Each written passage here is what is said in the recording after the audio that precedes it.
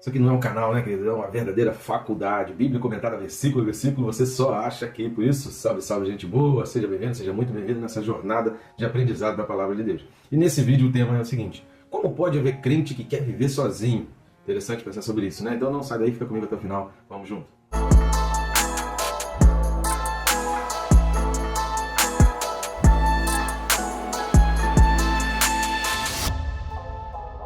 Só não deixe de se inscrever no canal. Você está assistindo esse vídeo, mas ainda não está inscrito. Tem muita gente fazendo isso, assiste os vídeos, mas não se inscreveu ainda. É rápido e fácil. Você vai clicar no botão que está aí embaixo, tá assim, inscrever-me, e depois clica no sininho também. Eu recomendo clicar no sininho, porque além de ficar por dentro de cada vídeo novo que é postado no canal, esse lembrete, essa notificação vai te lembrar que você precisa estudar a palavra. E com o tempo você vai se disciplinar para estudar a palavra ali, e você nunca mais vai deixar de estudar a palavra no seu dia a dia, seja com o nosso vídeo ou não, mas pelo menos ele vai te lembrar, verdade? E não deixe também de curtir, comentar e compartilhar, nos ajude a alcançar mais pessoas, porque o próprio YouTube, quanto mais gente curte, comenta e compartilha, o YouTube entende que esse vídeo ele é atrativo. Não se esqueça que as redes sociais nada mais são do que ferramentas de venda.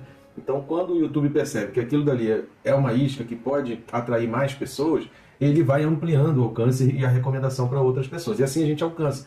E dessa forma, nessa embarcação aí, a gente vai levando a palavra de Deus pelo mundo inteiro. Então vamos junto nessa jornada? Jesus disse: ide pelo mundo, pregar o evangelho a toda criatura. Nunca foi tão fácil, simplesmente com alguns cliques aí. É ou não é? Então vamos lá, o texto desse vídeo, Romanos capítulo 1, e o versículo de número 12. Carta de Paulo aos Romanos, capítulo 1, versículo 12, fala assim: isto é, para que em vossa companhia, reciprocamente, nos confortemos por intermédio da fé mútua, vossa e minha.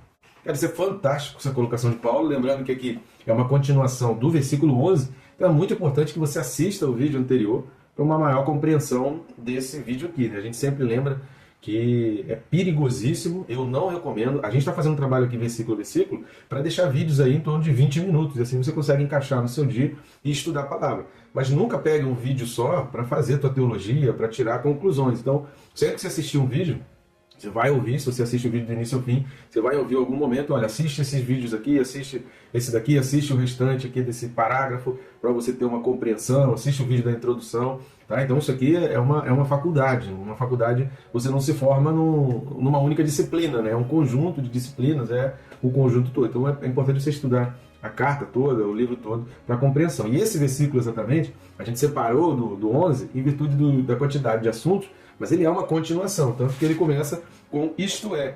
E esse isto é está falando exatamente do que foi falado no versículo 11.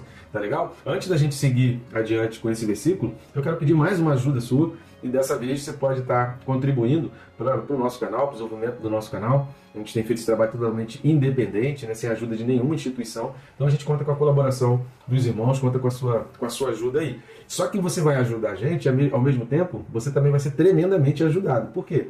Tá vendo esse QR Code aqui do lado? Ele vai ficar até o final do vídeo, ou então o primeiro link da descrição, tanto faz, vai abrir o mesmo menu. E nesse menu, o que você vai ter nele? Você vai ter uma opção de estar nos convidando para estar abençoando aí a sua comunidade, abençoando a sua igreja, levando a palavra, levando o ensino, levando a respeito de um livro ou sobre a Bíblia, enfim. Você pode nos convidar, que vai ser o maior prazer para estarmos contigo. Só que aí você vai ter umas opções para adquirir os nossos livros, esses livros que estão aparecendo na capinha aqui.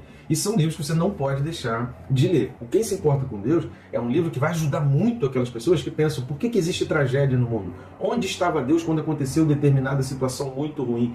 Por quê? Porque Deus permitiu que acontecesse uma tragédia, uma catástrofe, um desastre, um acidente. Então esse tipo de questionamento, ele vai ser esclarecido, ou pelo menos a sua mente vai começar a raciocinar numa outra linha lendo esse livro, Quem se Importa com Deus. E o Perca Peso Tirando a Trave do Olho, que é fundamental nos dias de hoje. Tanta mídia, tanto pastor, cantor evangélico, pregador, tanto missionário aí, com exposição nas redes sociais, é comum ter pessoas que caem em pecado, que se afastam, que abandonam o evangelho, que pregam heresias. Como lidar com isso? O que isso impacta a tua vida? O que é pecado? Como você olhar o pecado de outras pessoas? Esse livro, Perca Peso Diante da Trave do Olho, vai ser um verdadeiro mindset para você aí, para você conseguir identificar, e você vai pensar de uma outra maneira, vai sair um pouco dessa caixinha que você está acostumado. Então, você vai estar nos abençoando, mas com certeza você vai ser tremendamente abençoado adquirindo esses dois livros. Tá legal? Então vamos lá. A primeira coisa que a gente vai observar, que a gente já falou aqui a respeito desse isto é, Paulo está aqui detalhando o que ele disse no versículo 11, sobre o confirmado. Repare que no versículo 11, ele vai dizer: a fim de repartir convosco algum dom espiritual para que sejais confirmado, isto é, para que em vossa companhia. Então ele está explicando o confirmados. Por que confirmados? O que significa esse confirmados? Se você assistiu o vídeo anterior, a gente está falando aqui que essa confirmação não é como quem assina firma, mas é de ficar firme, é de estabilidade, é de segurança, é de confiança. E Paulo aqui está então detalhando isso. Esse versículo ele é uma explicação dessa expressão. Porém, não apenas isso. Isso que a gente precisa entender nas Escrituras. Não é apenas uma explicação e para por aí, mas a construção da teologia do ministério do cristão como corpo.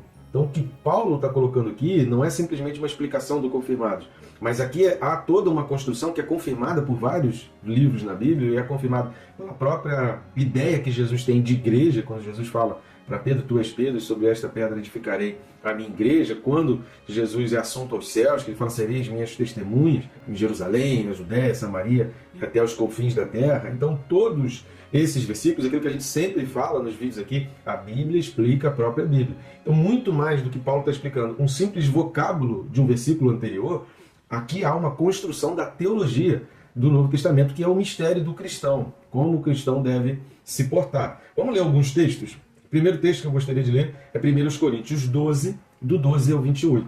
Então, a primeira carta de Paulo aos Coríntios, capítulo 12, do 12 ao 28, fala assim, olha, porque assim como o corpo é um e tem muitos membros, e todos os membros, sendo muitos, constituem um só corpo, assim também com respeito a Cristo. Pois em um só Espírito, todos nós fomos batizados em um corpo, quer judeus, quer gregos, quer escravos, quer livres. E a todos nós foi dado beber de um só Espírito.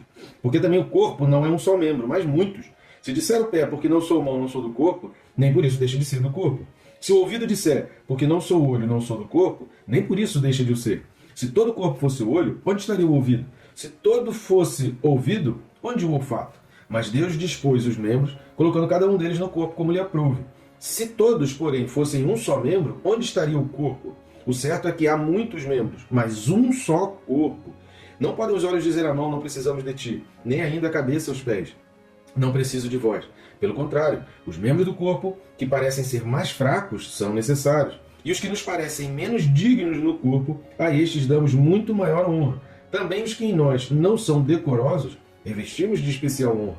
Mas os nossos membros nobres não têm necessidade disso. Contudo, Deus coordenou o corpo, concedendo muito mais honra àquilo que menos tinha, para que não haja divisão no corpo. Pelo contrário, cooperem os membros com igual cuidado em favor uns dos outros. De maneira que se um membro sofre, todos sofrem com ele. E se um deles é honrado, com ele todos se regozijam. Ora, vós sois corpo de Cristo, e individualmente membros desse corpo. Há uns estabelecido Deus na igreja. Primeiramente apóstolos, segundo lugar profetas, em terceiro lugar mestres, depois operadores de milagres, depois dons de curar, socorros, governos, variedade de língua.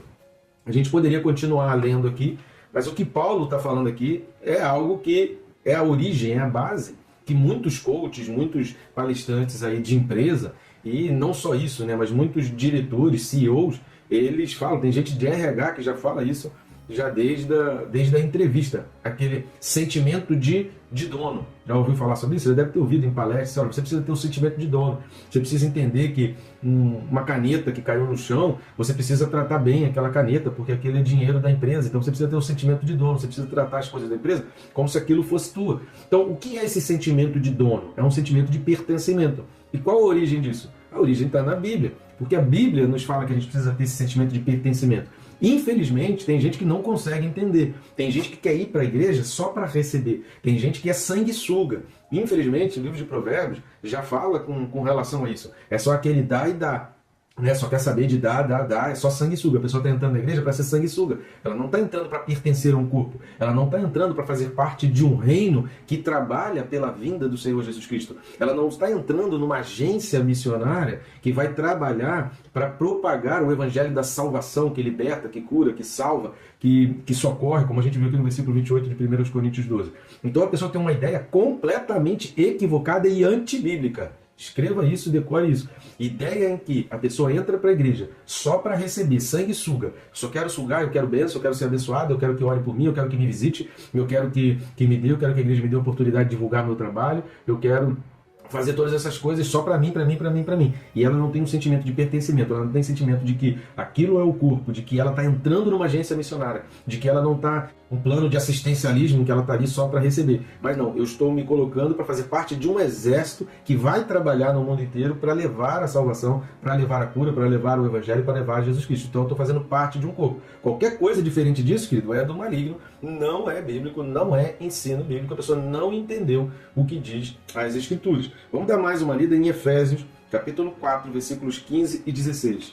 Carta de Paulo aos Efésios, capítulo 4, versículos 15 e 16, diz assim: mas seguindo a verdade em amor, cresçamos em tudo naquele que é a cabeça, Cristo, de quem todo o corpo bem ajustado e consolidado pelo auxílio de toda junta, segundo a justa cooperação de cada parte, efetua o seu próprio aumento para a edificação de si mesmo em amor.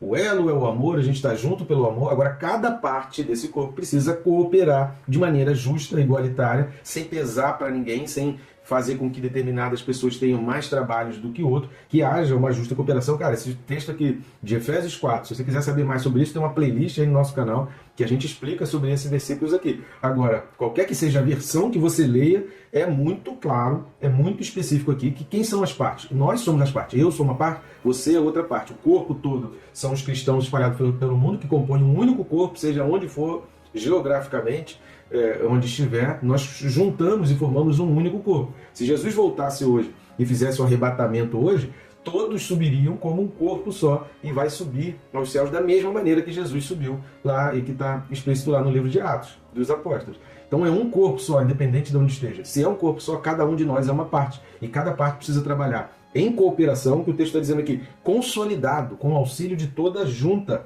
segundo a justa cooperação de cada parte e trabalhando com que finalidade? Para o aumento do próprio corpo em amor, porque no amor de Jesus Cristo o próprio corpo vai crescendo. Cara, não tem como você entender isso aqui de uma forma diferente, tem como você querer aplicar isso, você pode até aplicar para outra coisa, mas a aplicação básica e originária não tem como você mudar isso, né? Pelo amor de Deus. Vamos ler mais? Colossenses 1, versículo 18, e depois a gente vai ler o 2, do 18 ao 19. Então vamos lá para Colossenses 1, versículo 18. Carta de Paulo aos Colossenses, capítulo 1, versículo 18, diz assim: ele é a cabeça do corpo, da igreja. Ele é o princípio, o primogênito de entre os mortos, para em todas as coisas ter a primazia. Então, esse da igreja é a explicação do corpo. Ele é a cabeça do corpo. Que corpo é esse? Da igreja. Paulo está explicando aqui. Capítulo 2, versículos 18 e 19. Carta de Paulo aos Colossenses, capítulo 2, 18 e 19, fala assim: ninguém se faça árbitro contra vós outros, pretextando humildade e culto dos anjos, baseando-se em visões, enfatuado, sem motivo algum, na sua mente carnal, e não recebendo a cabeça da qual todo o corpo, suprido e bem vinculado por suas juntas e ligamentos, cresce o crescimento que procede de Deus. Então aqui está sendo bem claro, a tendência natural. Aquela pessoa que entra para a igreja, porque uma coisa é você fazer parte do corpo, né? Outra coisa é você simplesmente entrar para a igreja, para ser abençoado. Não coopera, não trabalha, só quer receber, é o sanguessuga, não quer agir em prol do corpo, não está preocupado com o crescimento da igreja, não está preocupado em alcançar vidas, não está preocupado em levar o evangelho para outras pessoas. A tendência mais natural é que a mente dele se torne cada vez mais carnal.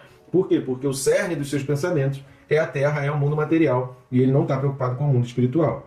Agora vamos dar uma lida em 1 Coríntios, capítulo 1, versículo 13, que Paulo tem uma pergunta para nós. Primeira carta de Paulo aos Coríntios, capítulo 1, versículo 13, Paulo fala: acaso Cristo está dividido? Foi Paulo crucificado em favor de vós? Ou fostes, porventura, batizados em nome de Paulo? Cristo está dividido? Essa é a pergunta que Paulo está fazendo. Se todos fazem parte do mesmo corpo, e eu estou entrando numa agência que é missionária, que tem sobre si um único objetivo, que é ir pelo mundo e pregar o evangelho a toda criatura. Você tem isso realmente como missão, como propósito. Primeira carta de Paulo a Timóteo, capítulo 2, versículos de 4 a 6, vai falar: a vontade de Deus é que todos sejam salvos. Então, se eu estou entrando numa agência missionária que entende que todas as pessoas precisam ser salvas e que eu preciso levar o evangelho a toda criatura, o que é que eu faço parado, o que é que eu faço quieto, por que é que eu não abro uma célula, por que é que eu não abro a minha boca para falar do evangelho, por que é que eu não faço parte, por que é que eu não dedico mais tempo a essa agência missionária? Então, a igreja está dividida, existem alguns que trabalham e outros que só querem receber. Que divisão é essa? Então é a pergunta que Paulo está fazendo aqui em 1 Coríntios 13 e deveria ficar ecoando como um sino na nossa cabeça todos os dias. A segunda coisa que a gente vai observar, voltando lá para Romanos capítulo 1, versículo 12, é quando ele diz: em vossa companhia reciprocamente. Ou seja, é uma via de mão dupla.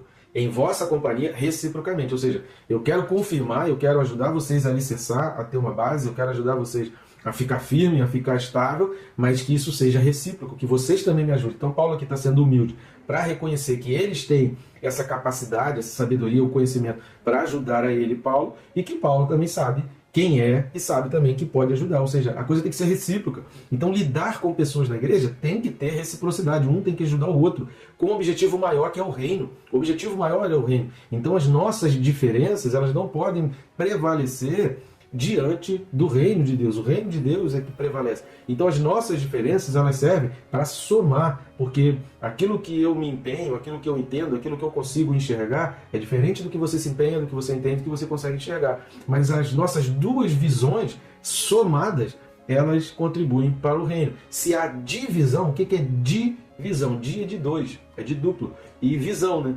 Que é objetivo, propósito. Então, quando há dois propósitos, dois objetivos diferentes, aí, querido, ninguém progride. Então, é isso que Paulo está falando, que ele faz a pergunta lá em 1 Coríntios 1,13 e que ele vai trazer aqui também em Romanos 1, versículo 12.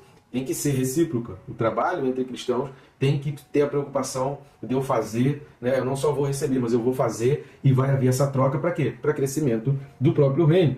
Então, não sou o Todo-Poderoso que quero derramar do meu poder. Essa é a mensagem de Paulo em Romanos 1, versículo 12.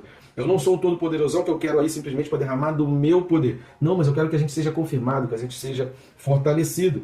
Paulo está dizendo, eu sou um servo, que eu desejo também crescer e ser fortalecido juntamente convosco. Eu quero ser fortalecido juntamente convosco. Algumas pessoas que, infelizmente, se isolam de outros crentes. Ou, aí tem dois motivos, né? Ou porque eles se acham os únicos que são crentes de verdade, ou então porque eles menosprezam ao outro ao ponto de não enxergar nada de positivo na comunhão. Então, o sentimento deles de menosprezo pelo outro, seja porque ele se acha muito melhor do que o outro, ou seja porque ele não consegue enxergar no outro nenhuma possibilidade de ajudá-lo, ele não consegue ver que o outro tem condições nenhuma, você não serve para nada, você não presta para nada, você não vai fazer nada por mim, porque é um incapaz, é um incompetente, sabe? Esse tipo de sentimento faz com que a pessoa, para que eu vou participar? Fulano é incompetente, não tem condição nenhuma, eles não vão poder fazer nada por mim, eles não vão me ajudar, eles não vão fazer nada. Então esse menosprezo e essa consideração do outro como pequeno, como desprezível, não deixa a pessoa entrar. Ou então ela realmente, eu sou bom demais, isso daí, eu sou muito melhor, eu sou muito superior, eu sei muito mais, o que eu vou ficar fazendo no meio dessas pessoas que não sabem nada? O que eu vou ficar fazendo aí nesse meio? Eu sou todo poderosão, eu é que sei, eu é que sou. Então essas duas linhas levam as pessoas a ficarem isoladas. São os dois motivos, ou é uma coisa ou é outra. Não tem outra coisa. Isso leva a pessoa a ser egoísta e a virar sanguessuga. Vamos dar uma lida em Lucas, capítulo 19, versículos de 5 a 10. Evangelho segundo escreveu Lucas, capítulo 19, do 5 ao 10, fala assim: Quando Jesus chegou àquele lugar, olhando para cima, disse-lhe, Zaqueu, desce depressa, pois me convém ficar hoje em tua casa. Ele desceu a toda pressa e o recebeu com alegria. Todos os que viram isto murmuravam, dizendo que ele se hospedara como homem pecador. Entre mentes, Zaqueu se levantou e disse ao Senhor, Senhor, resolvo dar aos pobres a metade dos meus bens, e se em alguma coisa tenho defraudado alguém, restituo 4 vezes mais. Então Jesus lhe disse, hoje houve salvação nessa casa, pois que também este é filho de Abraão, porque o Filho do Homem veio buscar e salvar o perdido. Imagina se Jesus já falasse assim, eu vou ficar na casa de Zaqueu nada? Eu vou para casa de Zaqueu nada? O cara que é um pecador, todo mundo falando mal, todo mundo reclamando, o cara que era mal visto pela sociedade, o que eu vou fazer na casa de Zaqueu? Mas Jesus não teve esse sentimento. Se Jesus não teve, o que a gente vai ter? Vamos parar um pouco para pensar sobre essas coisas, porque ser cristão é procurar viver mais parecido com o que Cristo vivia, da forma que Cristo vivia. Isso é ser um cristão. Então vamos aprender a ser cristão e a não ficar menosprezando os outros, porque Deus nos chama para ajudar, Deus nos chama para salvar, Deus nos chama para ir ao perdido, para estar com o perdido. E talvez tenha alguém perdido dentro da igreja, e Deus de repente está te chamando para ajudar essa pessoa, não para desprezar, não para menosprezar, não para você viver a tua vida isolado e esquecer e abandonar aquelas pessoas lá. Vamos dar mais uma lida, Atos capítulo 2, 46 e 47. É o livro que escreveu Lucas, né? Atos dos Apóstolos, capítulo 2, do 46 e 47, diz assim, diariamente perseveravam unânimes no templo, partiam pão de casa em casa e tomavam as suas refeições com alegria e singeleza de coração, louvando a Deus e contando com a simpatia de todo o povo. Enquanto isso, acrescentava-lhes o Senhor dia a dia os que iam sendo salvos.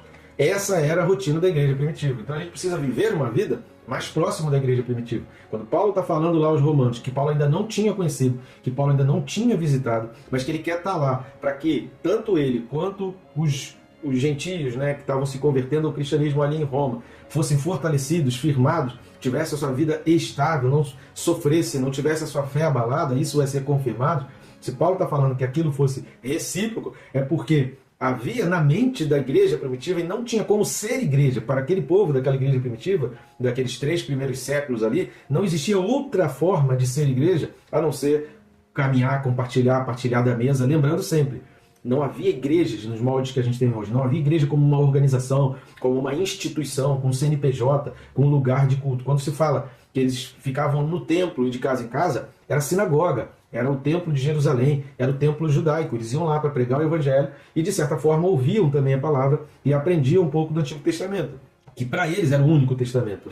Não havia um Novo Testamento para o povo da igreja primitiva até o ano 300. Não tinha essa ideia de Novo Testamento. O único testamento que eles tinham era o Antigo e as palavras de Jesus e as cartas que começavam a ser difundidas ali. Então, para aquele povo, não existia outro modelo de ser igreja. E é isso que a gente tem que aprender. E é essa visão que Paulo está falando. Muito mais do que explicar, né, ali uma expressão, Romanos 1, versículo 12, está confirmando uma teologia presente em todo o Novo Testamento.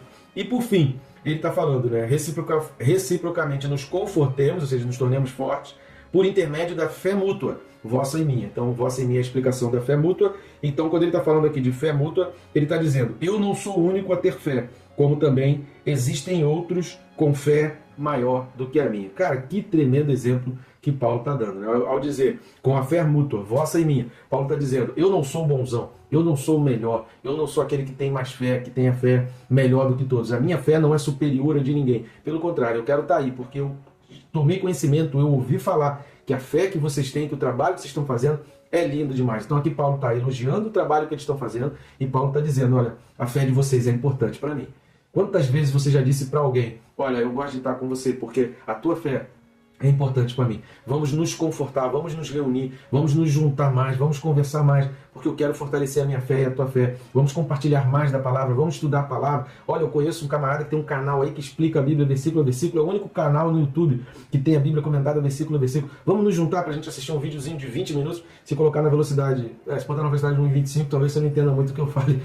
Mas bota na velocidade normal, 20 minutinhos, e depois vocês compartilham, fazem um lanche, conversa a respeito do assunto que está ali tratado, vai ser edificante e vai fortalecer a fé mútua, recíproca, um e do outro. E assim a gente está respeitando, isso é respeito, isso é respeitar o outro, isso é respeitar a história do outro. Querido, crente em casa não existe, não é bíblico, não existe essa coisa de ser crente sozinho, de que eu não preciso de ninguém. Isso é egoísmo e isso é egocentrismo.